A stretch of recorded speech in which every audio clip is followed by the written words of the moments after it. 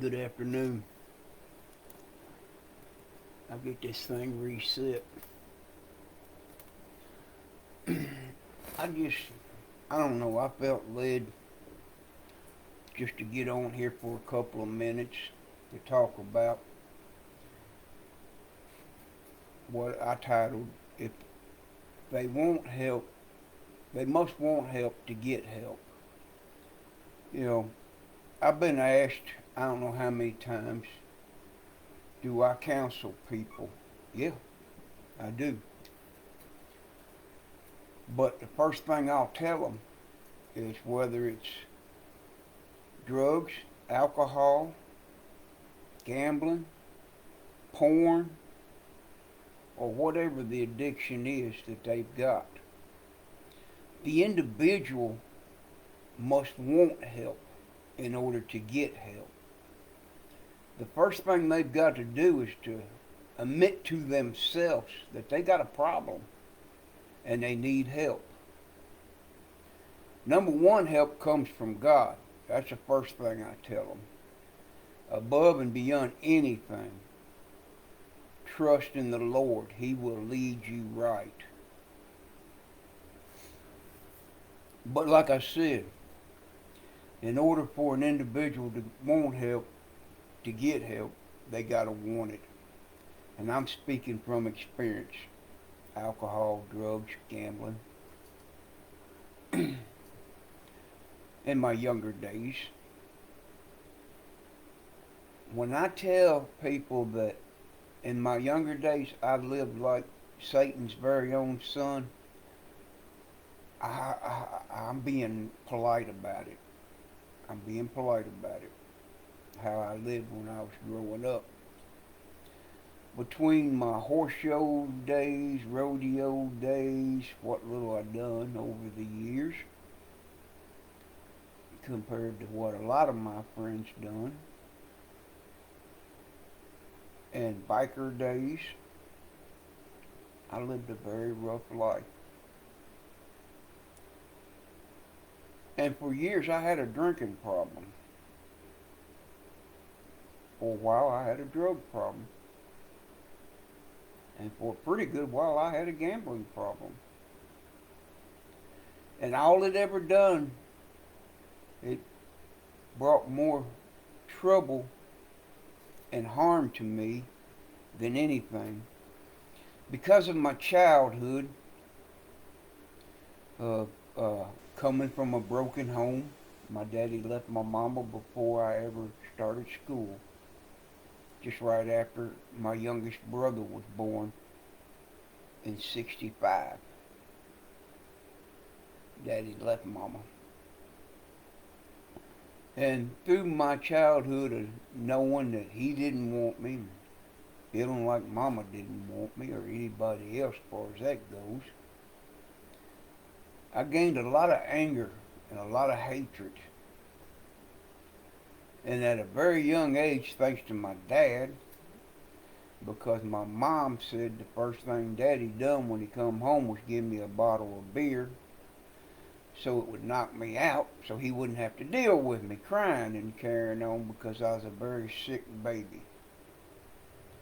Had to have blood transfusions before I even left the hospital. My blood was poisoned. It was killing me. I was a blue baby. In fact, they call it a blue baby, but actually I was purple. I couldn't breathe. My air tube and food tube was crooked, so I couldn't breathe and they couldn't feed me. Just luckily there was an old doctor that still knew a lot of the old remedies that the old folks used, the hillbillies used, knew how to straighten me out enough to get me by. And I thank the good Lord for putting that doctor there every day. Because they handed me to my mama and they said, take him home. If you get 2 days out of him, you'll be doing good. Thanks be unto God. If I live to the 24th of September of this year, I'll be 62.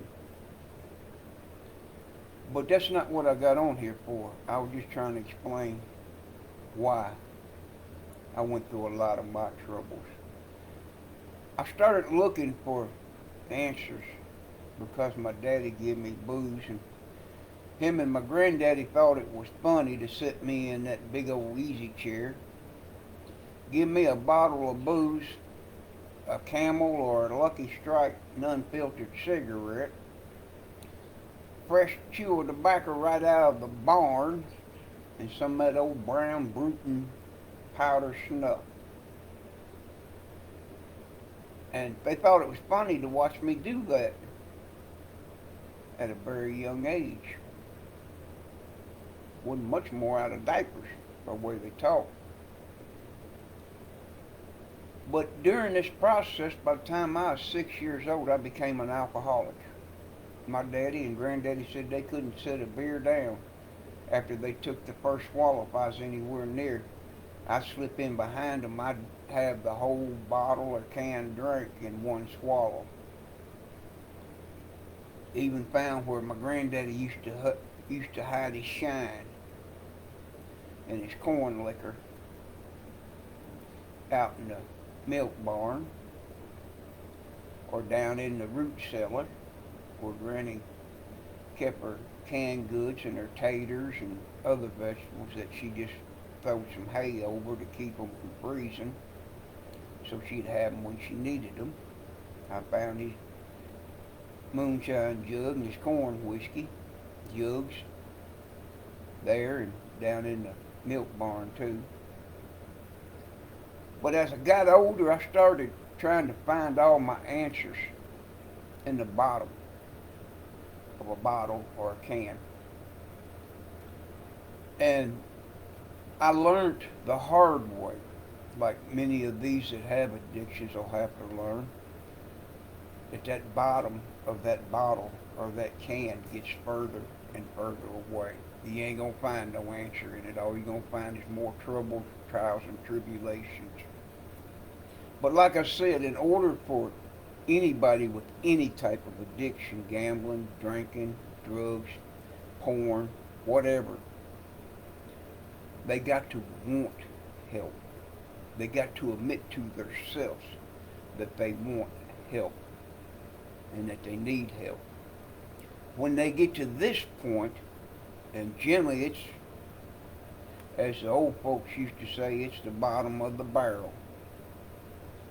Generally, with a lot of them, it's too late. They done killed their body through the alcohol and the drugs to a point that it's no repairing it. Or they've done took their own life because they got so depressed. Or they got caught up in a bunch of stuff and got shot or stabbed. One that overcomes an addiction is very blessed, because a lot of people don't overcome them. Good friend.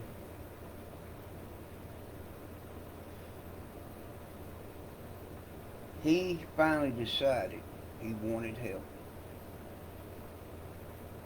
Shame is he waited too late. The whiskey and the beer had done eat his liver up. He had cirrhosis of the liver. He done pushed his family away because they got tired of it.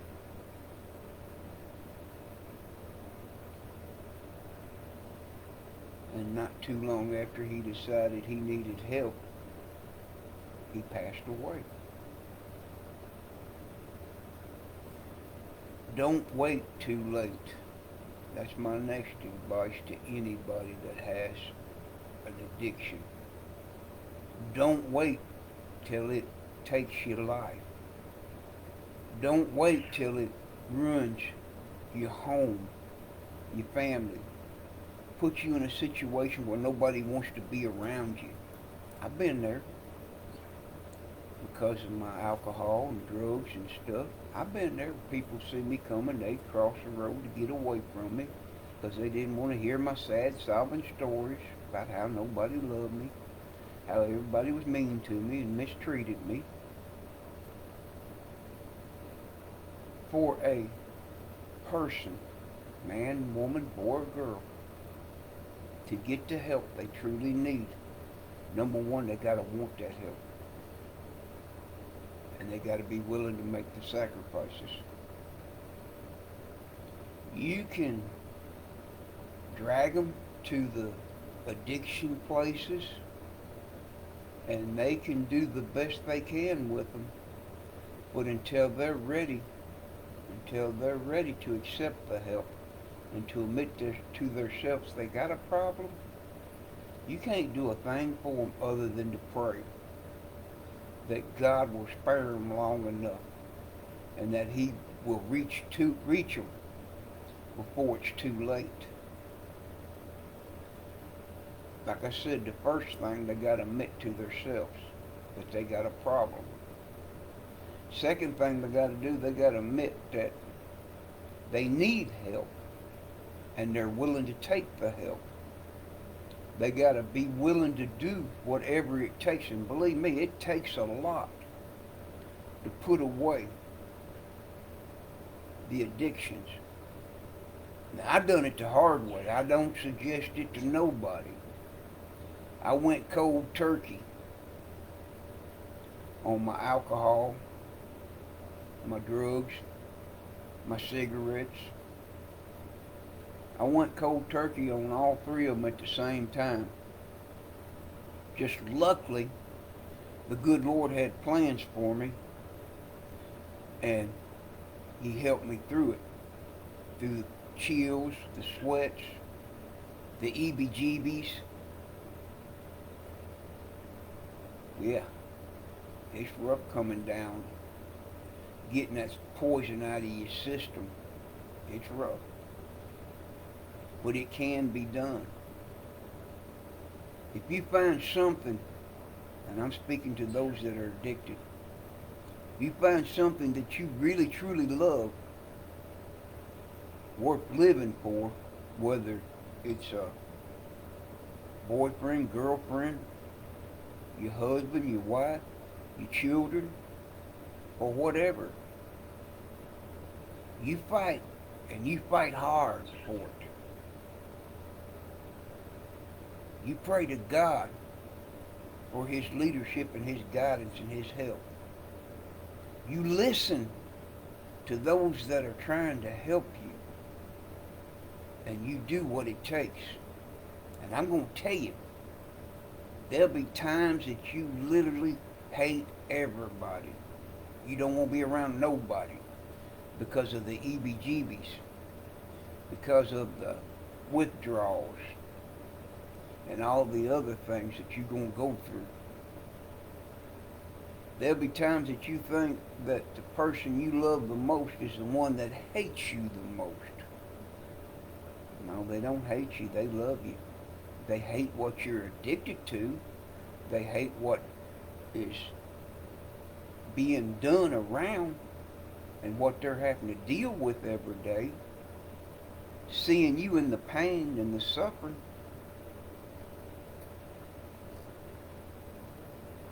They have to deal with that. And it's not good. And I'm speaking from experience, from having to deal with family and friends that were addicted after I got off the mess. Now, I got one more thing I want to say. To you that's contemplating suicide, don't do it. It ain't worth it. Before you do anything, you think. You get your mind cleared and you think, is it really going to end your troubles? If you take your life, you think you're going to get out of the pain and the agony? Let me give you a little something else to think about. What's it going to do to all of those that love you? What's it going to do to all those that are left behind with a big hole, a big empty space left in their lives? It's going to tear them apart.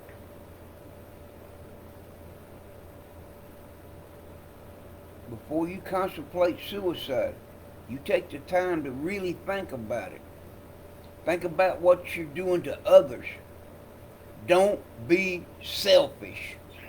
That's what I tell them straight up. Don't be selfish. Yeah, you may end your pain here, but it also may be the beginning of all pains that you have never seen nor felt. Especially if you leave this world lost and undone and you wind up in the pits of hell. You just going out of the frying pan into the fire because you're going to leave a lot of people in pain. A lot of people that love you going to miss you and they're going to hurt. I'm talking about people that truly love you, truly wanted to be there to help you, but you pushed them away. You say, Brother B, what are you talking about? All right. Before I got with my wife and got straightened up, I come close, real close, so I know what I'm talking about. Pulling the trigger and ending it. A lot of people don't know that. I had a little apartment that I was living in, and I was drinking real heavy. Felt like nobody loved me, nobody wanted to be around me, that I wasn't nothing but a burden to everybody. Booze and drugs that pretty much took my life at the time. I had plenty of friends as long as I had plenty of booze or pot or speed. I had plenty of friends. But when the money run out and the alcohol and the drugs run out, so did the friends. Now I had a few faithful friends that stuck with me, all and still are my friends. But I was sitting in this little apartment and I got so depressed I took that gun and I put it to my head. And I come very close to pulling the trigger. I had it cocked, and the good Lord intervened and told me, don't do that. I still have plans for you. I'm not ready for you yet. Don't do that. It made me feel so ashamed that I stooped that low. And it made me take the time to think about those that love me, what kind of burden and trouble I would be putting on them. Before you think about it, or you get down to it, you take time to truly think about it and pray for the guidance of the Lord, because it ain't worth it. Now I'm speaking from experience. Like I said, I just had a little thought that was on my heart, and I felt like needing to put out there about addictions. And if they truly want help, they can get help. But if to get help, they got to want help. They got to be real willing to accept it. They got to be willing to look for it, and they got to be willing to put forth the efforts that it's going to take. And it's going to take a lot of efforts to put away the alcohol, the drugs, the gambling, the porn, or whatever they're addicted to that's causing all the trouble. First, they got to realize they got a problem. Then they got to realize that in order to get help, they got to want it, and they got to take it, and be willing to do whatever it takes. God bless you.